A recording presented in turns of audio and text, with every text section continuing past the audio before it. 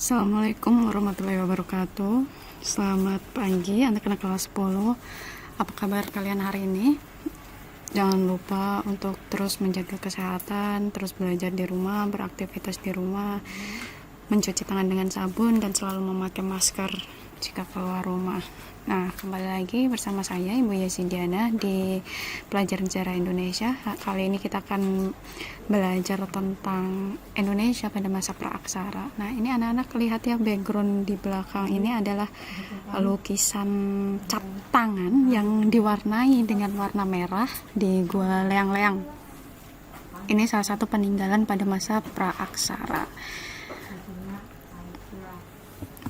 Saya kira kemarin sudah saya jelaskan apa sih masa praaksara itu. Kemudian kita sudah sampai juga di manusia purba di Indonesia ya. Praaksara berarti zaman belum mengenal tulisan.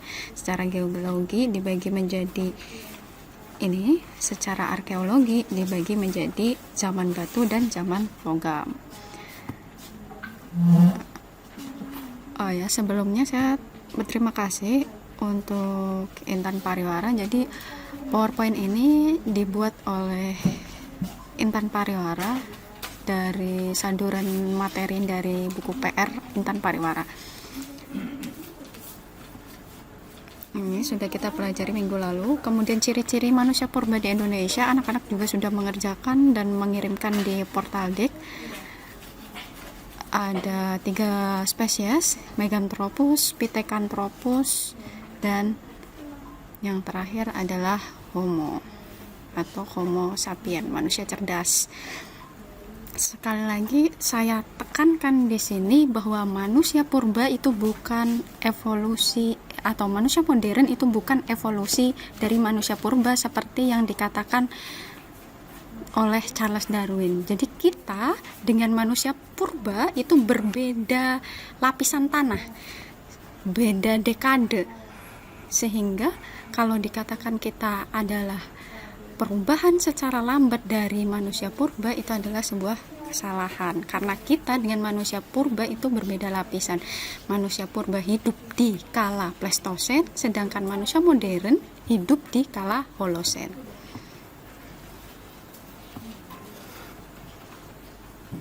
Nah, selanjutnya materi yang akan kita pelajari adalah asal-usul nenek moyang bangsa Indonesia. Ada berbagai teori tentang asal-usul nenek moyang bangsa Indonesia, diantaranya adalah teori Yunan, teori Nusantara, teori out of Africa, dan teori out of Taiwan. Jadi masing-masing teori ini mempunyai dasar dan mempunyai tokoh.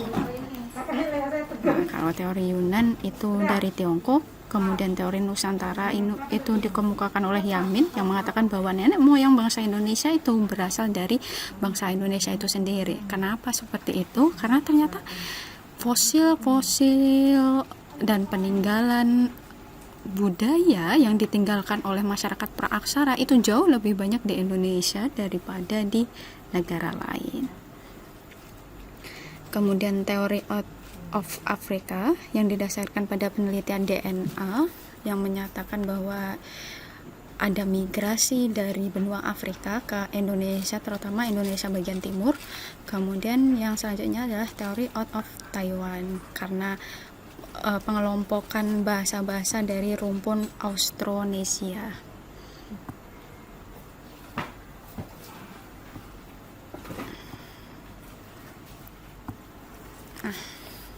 Yang pertama yang akan kita pelajari adalah migrasi ras Melanozoid, Proto-Melayu, dan Deutero-Melayu. Jadi ada 3, Melanozoid, Proto-Melayu, dan Deutero-Melayu. Nah, ras Melanozoid ini yang sekarang kita kenal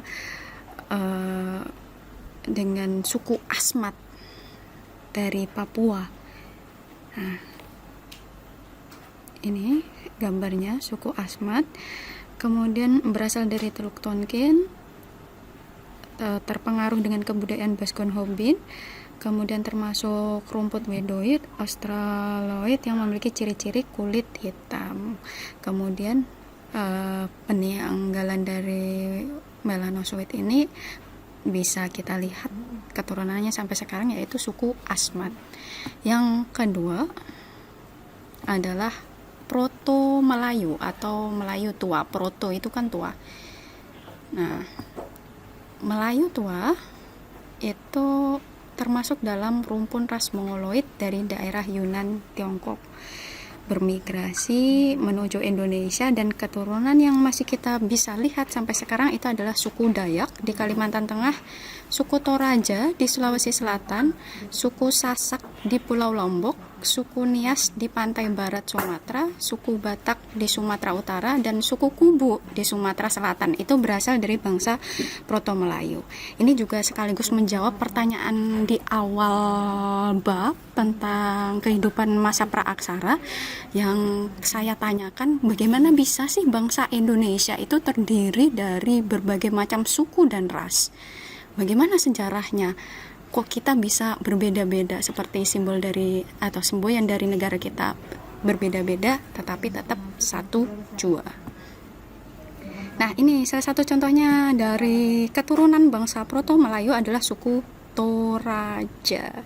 Suku Toraja terletak di Sulawesi Selatan. Selanjutnya, Deutro Melayu. Deutro itu muda.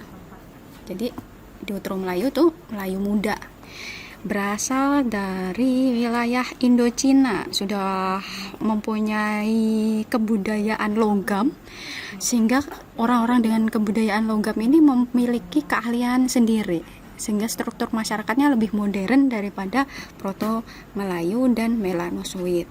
Nah, suku bangsa yang masih bisa kita lihat di Deutro Melayu ini adalah Bugis, suku Bugis di Sulawesi, kemudian suku Aceh di Sumatera, suku Minangkabau di Sumatera, suku Jawa, dan suku Bali. Nah, ini salah satunya suku Jawa, keturunan dari bangsa Deutro Melayu.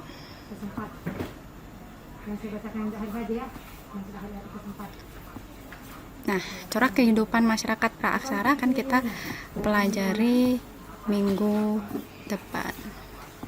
Sekarang pertanyaan saya adalah, bagaimana bangsa Melanozoid, Proto Melayu, Deutro Melayu itu masuk ke Indonesia?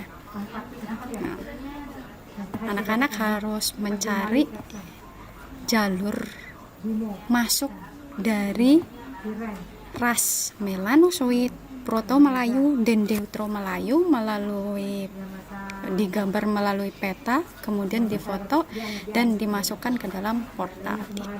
Sekian dari saya, selamat pagi. Assalamualaikum warahmatullahi wabarakatuh.